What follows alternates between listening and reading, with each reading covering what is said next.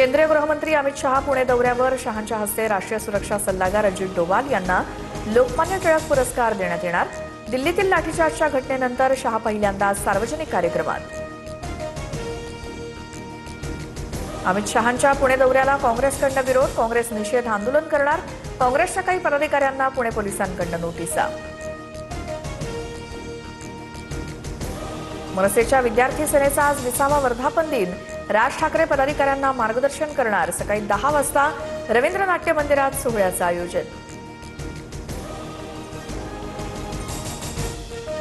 उद्धव ठाकरेंची आज दुपारी महत्वाची बैठक. शिवसेना भवनात दुपारी 12 वाजता बैठकीचं आयोजन. जिल्हा प्रमुख आणि संपर्क प्रमुखांना मार्गदर्शन करणार. राज्यातील अतिधोकादायक इमारती सक्तीनं रिकाम्या करा. मुख्यमंत्री फडणवीसांचे महापालिका आयुक्तांना आदेश. भिवंडी दुर्घटनेतील मृतांचा आकडा 10 वर. दोषींवर कठोर कारवाईचे आदेश.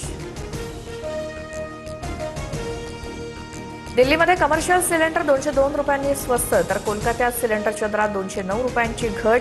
व्यावसायिकांना दिलासा. घरगुती सिलेंडरचे दर जैसे थेच. पीएम किसान योजनेला 5 वर्षांची मुदतवाढ. योजनेसाठी 3,15,000 कोटींचा निधी मंजूर. देशभरातील लाखो शेतकऱ्यांना दिलासा. नंदुरबारला आज पावसाचा रेड अलर्ट. जिल्ह्यातील शाळा महाविद्यालयांना सुट्टी जाहीर.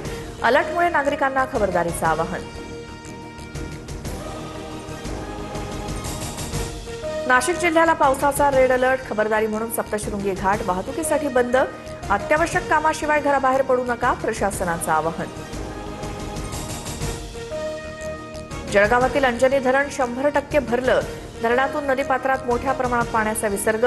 एरंडोल शहरातील जलमय परिस्थितीचं थरारक दृश्य ड्रोन कॅमेऱ्यात कैद.